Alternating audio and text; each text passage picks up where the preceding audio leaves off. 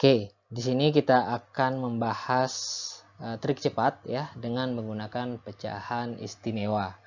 Kenapa disebut dengan pecahan istimewa? Sebenarnya hanya istilah saja ya untuk mempermudah atau mengingat, oh ini nih yang kita maksud pecahan-pecahan yang mudah untuk kita konversi.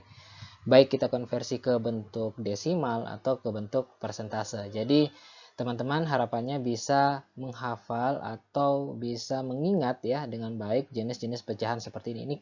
Ini sangat bermanfaat bagi teman-teman ketika mengerjakan soal yang menuntut teman-teman harus berhitung cepat ya. Oke, sebagai contoh misalnya ada bentuk pecahan 37,5% misalnya. Artinya ini kita bisa konversi menjadi desimalnya 0,375 ya. Kemudian kita bisa konversi ke bentuk pecahan, pecahannya otomatis yang 3/8 ya. Jadinya 3/8. Nah, jadi kalau misalnya pilihan jawabannya itu diarahkan ke desimal ya, jadi kita nanti konversinya ke desimal atau diarahkan ke persentase atau ke bentuk pecahan misalnya ya. Jadi kita menyesuaikan dengan bentuk-bentuk yang diminta di pilihan jawaban. Tapi secara umum ya, pecahan istimewa ini sangat bermanfaat ketika teman-teman menggunakannya untuk berhitung cepat ya di soal-soal hitung cepat. Jadi silahkan nanti dihafalkan ya. Mungkin ada beberapa lagi tapi ini yang saya rangkum khusus yang sering ya muncul dalam soal-soal CPNS khususnya. Oke, setelah ini kita akan bahas beberapa contoh yang terkait dengan pecahan istimewa. Ini adalah salah satu contoh soal yang menggunakan pecahan istimewa ya. Jadi teman-teman di sini soalnya adalah berapakah 6/7 dari 87,5%. Jadi kalau teman-teman ingin menghitung secara manual, bentuk persamaan matematisnya itu kan seperti ini ya, 6/7 dikali 87,5%. Teman-teman kalau misalnya menggunakan perhitungan manual atau secara sederhana, perhitungan yang teman-teman biasa lakukan itu akan sangat lama. Sedangkan soal ini membutuhkan waktu kurang lebih di bawah 1 menit ya. Jadi teman-teman bisa memanfaatkan prinsip pecahan istimewa di sini. Jadi kita konversi saja.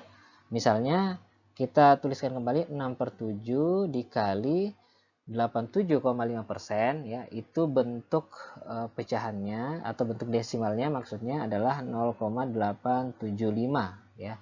Jadi bentuk pecahan dari 0,875 yaitu teman-teman ingat ya, yaitu 7/8. Artinya di sini akan ada yang kita eliminasi ya, itu 7 dengan 7 hasilnya adalah 6/8.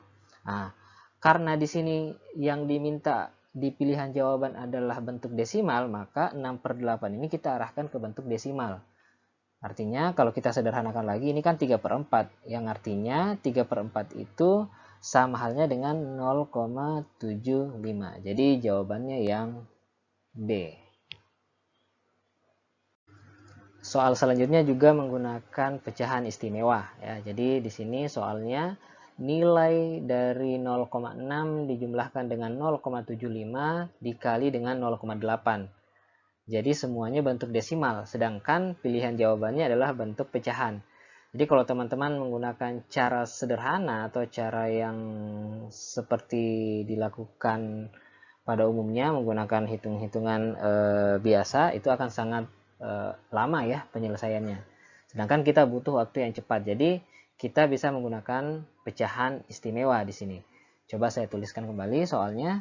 0,6 dijumlahkan dengan 0,75 dikali dengan 0,8 ya. Jadi ini bisa saja kita konversikan atau kita ubah ya ke dalam bentuk pecahan karena di pilihan jawabannya itu kita diminta mengarahkan jawabannya ke bentuk pecahan. Ingat 0,6 itu sama saja dengan 3/5 ya. Jadi teman-teman coba ingat kembali di pecahan istimewa di slide pertama yang saya jelaskan supaya bisa mengerjakan soal seperti ini. Kemudian kita jumlahkan dengan 0,75 itu sama saja dengan 3/4. Kemudian kita kali dengan 0,8 yaitu 4/5. Kemudian teman-teman harus perhatikan ketika ada soal seperti ini, utamakan atau selesaikan dulu yang bentuknya perkalian, kemudian ke bentuk penjumlahan ya. Jadi jangan kebalik karena nanti hasilnya akan keliru. Oke, di sini kita bisa mengeliminasi ya. 4 dengan 4 ya, kita kerjakan yang perkalian dulu, kemudian nanti sisanya adalah 3/5 dijumlahkan dengan 3/5 ya.